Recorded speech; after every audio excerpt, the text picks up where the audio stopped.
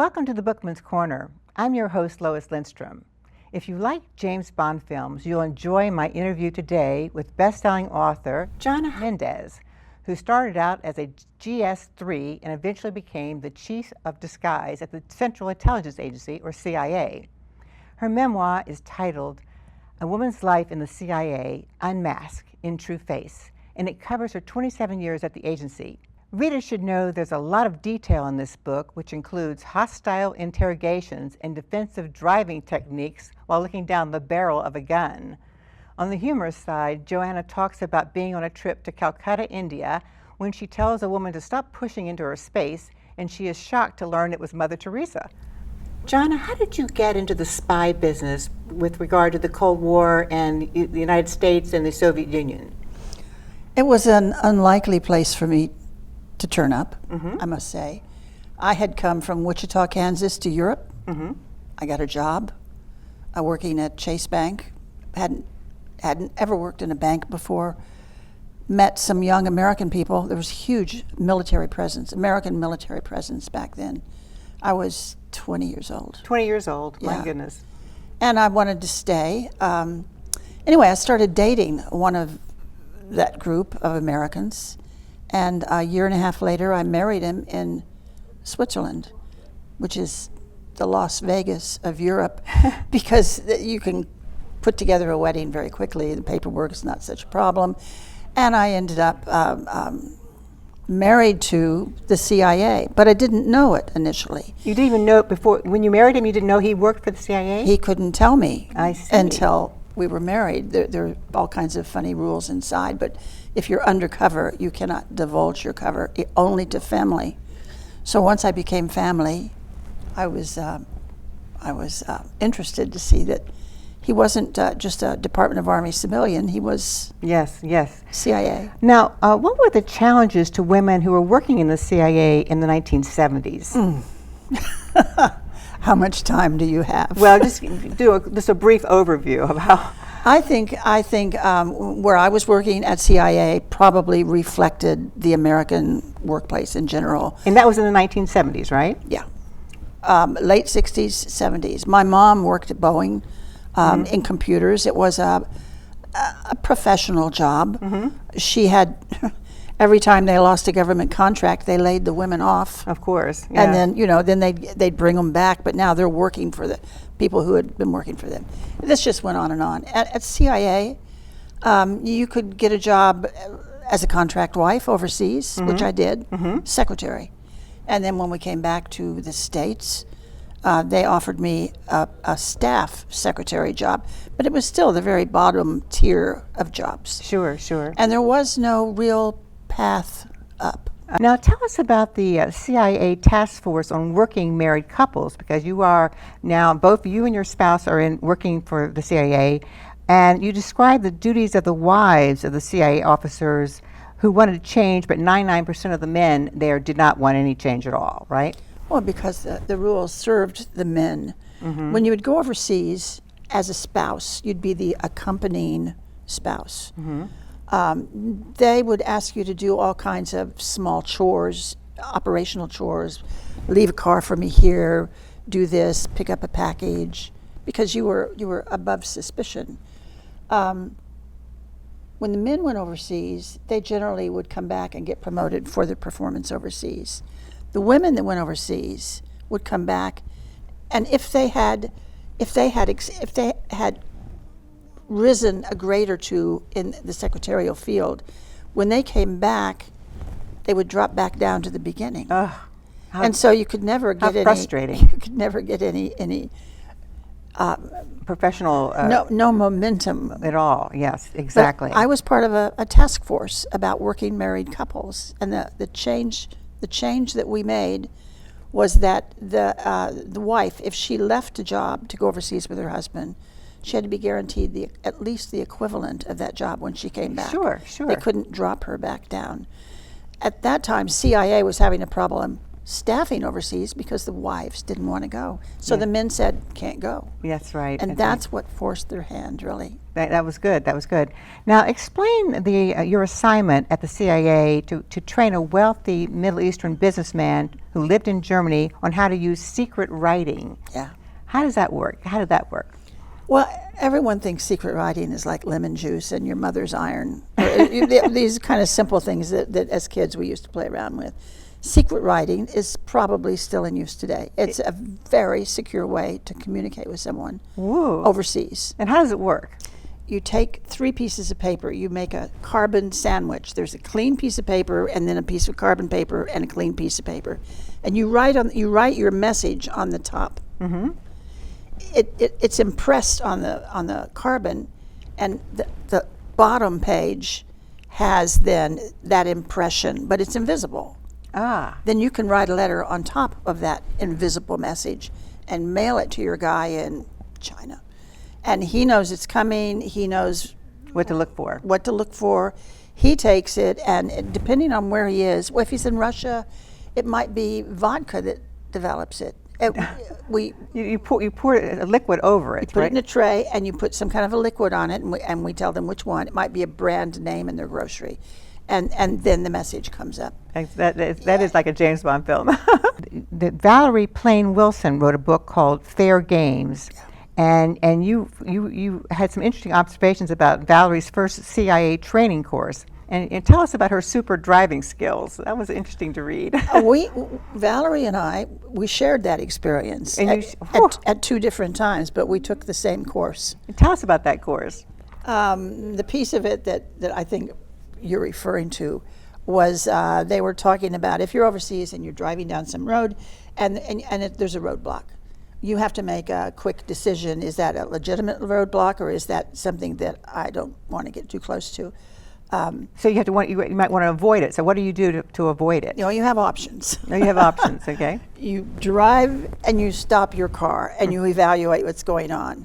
While your car is stopped, they probably will get out of their cars and walk toward you, maybe with guns. Yes. So you can do a couple of things. You can crash through them, and that involves understanding where the weight of the car is. If it's a Volvo, I drove a Volvo. They said, oh, good, it's like a tank. It's a good car. You kind of need to know a little bit about cars, where to hit them to crash through it.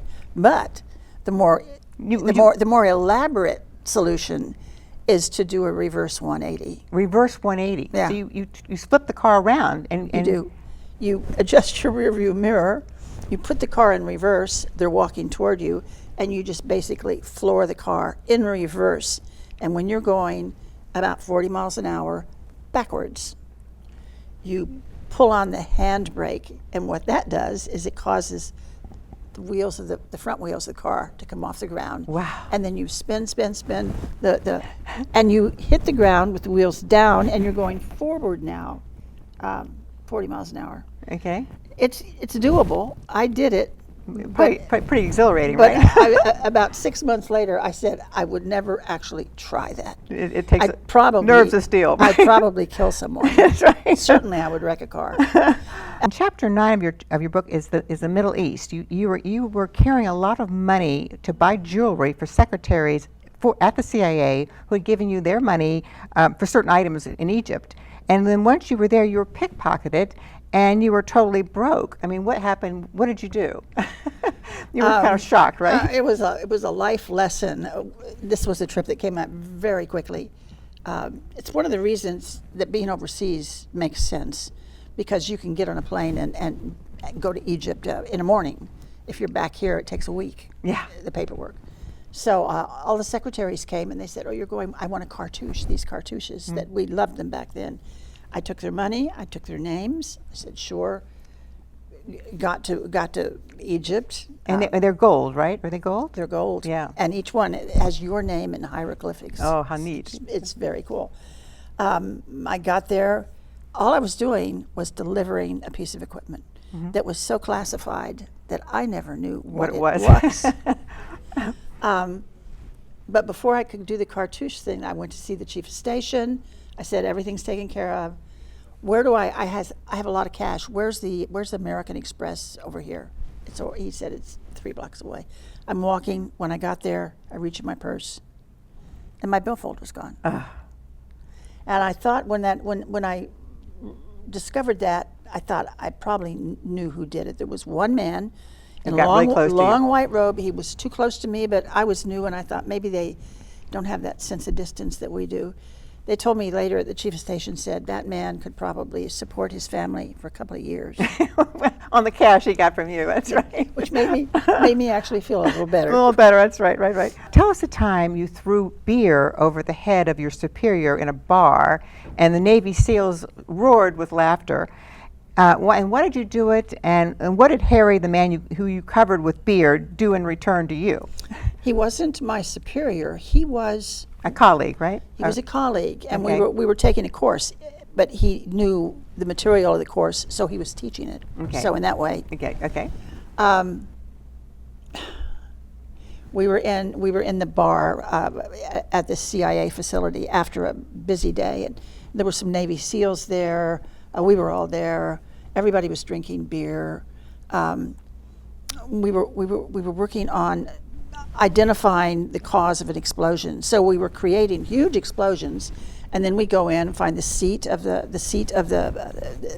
episode, what kind of triggering mechanism, who made it, what kind of explosives were used. Yeah, that's what he was doing. And they told us in this area that we're working, there were wooden buildings around us full of dynamite, full of explosives, full of it. They said, you can't even light a cigarette here. Can you tell us what country you're in?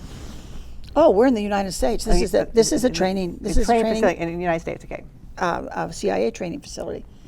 So, so I was walking toward my colleague, and he was sitting with a bunch of Navy SEALs, and he saw me coming, and he said something to the SEALs, and he looked back at me, and they all roared with laughter, and I thought, I don't know what he said, but it wasn't good. Yeah. So I had a beer in my hand, and I just poured it on him. And they laughed even harder, I bet, right? The Navy SEALs loved it. He gave me a look. I thought he was going to kill me. So I wasn't far off. And somebody said, "Be careful, Jonna. He's going to get you." Yeah. And he's teaching this explosives course. So the next day we go to the course. First thing in the morning, we're all gathering. We're getting ready to do the first exercise. And he walks out of a building, and he's got a grenade in his hand. And he looks at me.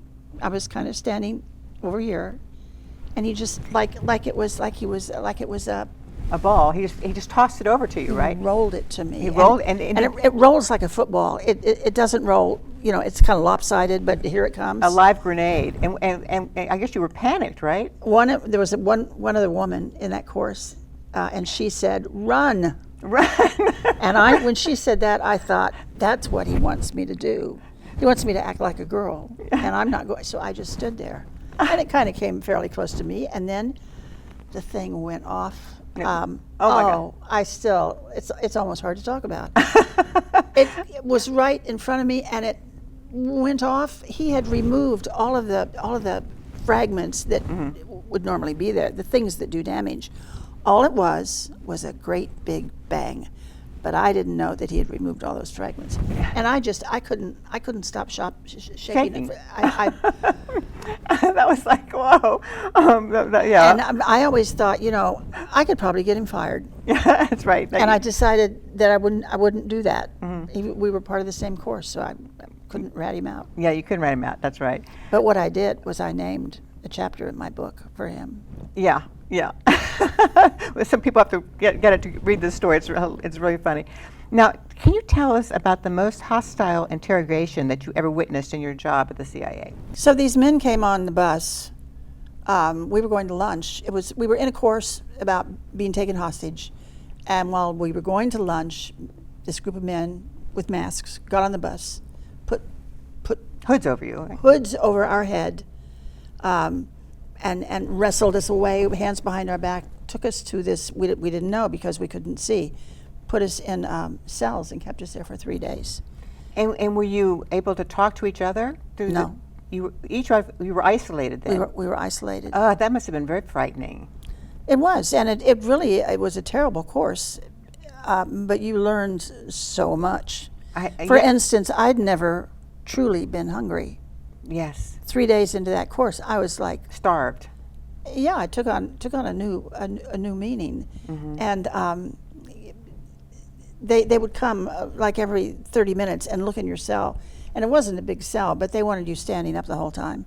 The whole time for 3 days? Well, you couldn't, and then they'd find you sitting down, and they'd yell, and you'd stand up, and they'd leave, and you'd sit down, and it was a bunch of military guys who probably were having a certain amount of satisfaction by putting these sissy CIA people through hell. through hell. Yes, that's right. It was a difficult, and then they were interrogating us, and there was one point where they had to stop because one of them, my earrings were on backwards. They had taken my earrings from me, and then they had given them back to me under duress, and they put them back in. And they put them with the points sticking out. And at the one point where I really thought I was just going to lose everything and probably fail whatever this course was, they got so distracted by what's with the earrings, what's going on with your earrings. And I was just so happy to change to that subject. It was part of why I got through the course. Good, you got through it. That's amazing. And then you were a specialist at creating disguised outfits for officers at the CIA, and you became the chief of disguise for the CIA's Office of Technical Service. What was the most creative outfit that you ever created? Oh, the most creative. It's hard to say. They were all kind of creative. They were all different circumstances. There was a man who walked into my office. He was getting ready to go overseas. Said, "I need a disguise. Where are you going to go? What's the weather like? What's everything like?" And what we ended up doing with him, this bald man, kind of a handsome bald man. Came in jeans and a cowboy boots and a big belt with a buckle. He just, such an American look. Our officers didn't normally dress like that. So what I did for him was I had like a $4,000 human hair wig made for him. Made for him. Made him perfect, yeah. And he loved it. Most men don't want, they don't want a mustache. They don't want a beard. They don't want wigs. It's hard to disguise men sometimes. Yes, yes. But he looked good in this. And so we made a deal. He wore it every day. And his disguise was to take it off. Oh, to take it off. I gave him some glasses and a dental facade that changed a lot. It changed his teeth. It changed his profile. I said, when you're doing this, you've got to ditch the cowboy boots and the belt buckle and all of that. You have to create this other person. He has to have a wardrobe in your closet. And when you turn into him, maybe he wears cologne, maybe he smokes. I don't know, but you have to build a character, and you've got a really great disguise going here. And it worked for him, right? He was able to pull it off. That's fantastic. Yes. You have to be a bit of an actor. Well, I think it was so fantastic that you co-wrote the book Argo with your deceased husband, Tony Mendez. And what is your take on that film, and how well did you think the actor Ben Affleck portrayed your husband, Tony? Wow. Tell us about that. We got a call in the middle of the night from George Clooney. Woo, George Clooney called. Who he didn't option the book. He said, I'm buying it. There was no light between when he bought it and when they started making that movie. George had thought he was going to be in it. He was going to star in it. He was going to write it. He was going to direct it. He was going to produce it. Do everything. That's right. He was going to do everything, and then he got stuck in another movie that he couldn't. The post-production wouldn't go fast enough, so Warner Brothers gave it to Ben Affleck, and the whole nature of the movie changed. We loved Argo. We loved the movie, but the day after we found out what's going on with Clooney and Ben Affleck, Tony said, we're going to have to write a book. We're going to have to write the book because they're going to fiddle with it. That's what they do in Hollywood. They're going to make it a better story. It's already a great story. So there's a book. Not so many people have read our book because everybody saw the movie, and some people saw it 2 and 3 times. But I didn't realize the movie came before the book. Yeah. So he had heard about how did the actual Argo? Did he write an article about it, or how did that bubble up with an option for it? Was it like a Tony was never going to tell that story. okay? His lips were zipped. Okay. When this all happened, it was 19 years after the operation. Okay. And we never talked about it. Okay. George Tenet told him they wanted to tell that story. It's a good story. It's about, the CIA at its best doing Rescuing servicemen, civilians out of Tehran, right? Yes, yes. So Tony wasn't looking for any glory or anything like that. We worked with Ben. We worked with the script writer. Ben came to D.C. We took him to CIA. My son drove him around, showed him where the old offices, all that stuff. Working with Ben was really fun. Was really fun. Now, how do you use Hollywood makeup techniques to fool people? What I couldn't get over was you have a mask that people can take off in like 5 seconds and tuck into their armpit or something. How does that work? That last part, the armpit. That was a requirement in the program that developed it. It was.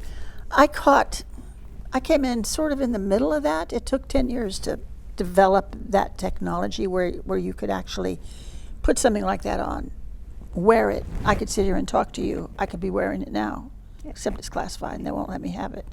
And you wouldn't know. And you would know. It looks so natural.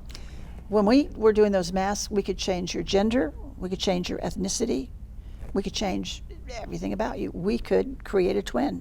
And it looks so real. And the pictures, I mean, we're going to show the pictures. It looks so real. It really did look real. And this is what I want to say. It was so real that you used this skill to fool a U.S. president in the White House. You went to the White House. Tell us about that trip.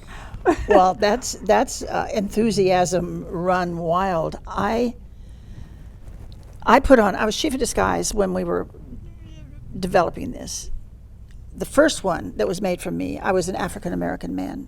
And I have gloves, and it was great. So I put it all on. I put on a man's suit, and one of our officers took me to the director's office and said, "This is a new contractor. I want you to meet him." And I'm shaking.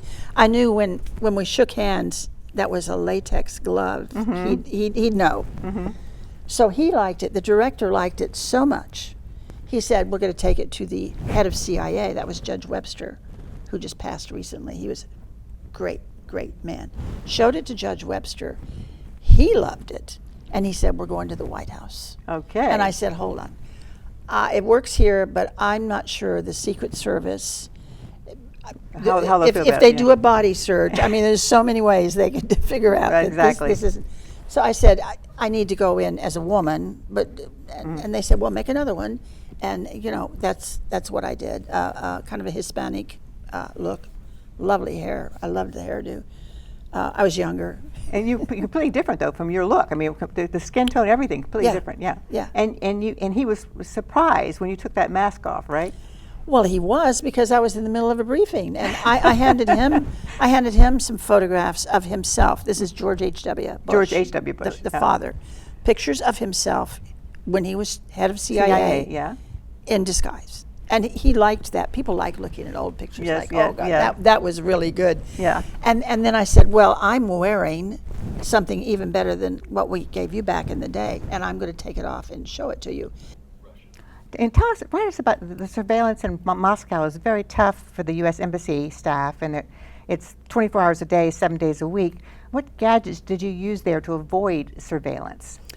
We created a device called JIB, J-I-B, the Jack in the Box. Okay. And it wasn't necessarily in a box. It started out in a briefcase. In a briefcase. So you could get in your car, and your CIA operations officer could be in the passenger seat. There was a way to do this. You needed to take 2 right turns fairly close together, because surveillance would be behind you. Mm-hmm. And by the end of the second turn, they'd have a little catching up to do, and there was something called a gap. It was about 5 seconds. Oh, they couldn't see you. And you could get out of the car, and the driver would push the button, and the dummy would pop up. And he looked a lot like you, and he's wearing the same clothes, and surveillance comes around the corner, still 2 people in the car, and they'll follow you all day long. Tell us about the signals that are used by the CIA agents so they can put information, like, I was surprised that you put information inside a dead rat. In other words, someone can be walking down the street and see a dead rat and go, that's where, inside that rat is my information that I need to read. Right? Or 100,000 rubles. Or 100,000 rubles. All kinds of things could be inside that rat. This was because we couldn't meet face to face with the Russians that were working with us. Okay. If they were caught, they would be executed. Sure. It was deadly serious on the Russians' part. And so we started doing communications that were not face-to-face. Impersonal commo is what it was called. And a lot of it was leaving things for them at specific places, at specific times. And then they would just come through the park or wherever and pick up a dead rat or an old board with a couple of nails in it, all kinds of stuff, an empty beer can. Just something that would not raise any suspicion or something. Exactly. Yeah. The dead rat, though, was brilliant because we needed something we could use internationally. And no country in the world will anybody pick up a dead rat. That's exactly right. They just won't. They hate it. Yeah, that's right. Now, you also describe that you put cyanide in case a CIA agent is captured and wants to commit suicide versus being tortured or interrogated by an enemy. Is that how does that protocol work? It's called an L pill. An L pill. And L for lethal. Lethal. It was a little glass ampule with a little bit of liquid in it. It didn't take much. And where do you put that? At the bottom of a pen, or you put it? Where do you? I would just mention first that we didn't want to use that. We almost never issued it, but there were instances, a couple come to mind, when the person that was going to work for us said, "I will not work with you if you don't give me the ability To kill myself. to kill myself," rather than what my fellow countrymen would like to do, which is feed me feet first into a crematorium alive. Right. That's what they threatened. So that box that contained those pills lived in my safe when I worked for the director. And it took 2 keys to open the box. In my time, we never opened that box. Okay. But I know of 2 cases where we issued the L pills, and I know of 1 case where he used it. He basically committed suicide. And can you say where they were stored? I mean, can you, the one that I know that was used, we took a really fancy ink pen. Okay. And hollowed out the cap. It's not very thick anyway, but we hollowed it out even more, so it was fragile, and the glass ampule was there. Okay. If he needed it, all he needed to do was just bite it, and that's what he did. Whoa. Wow. And they said Gone instantly. Yeah. instantly gone. And thank you so much for enlightening us on what's going on with the CIA and your incredible career there. And all I can say is thank you for your service. It's been amazing to read about you, and I'm sure you'll sell many books. It's just a marvelous read. It's really great. Thank you. I'm glad you enjoyed it. Thank you. And thank you for watching. Please join us again next month for a new edition of the Bookwoman's Corner. I'm Lois Lindstrom.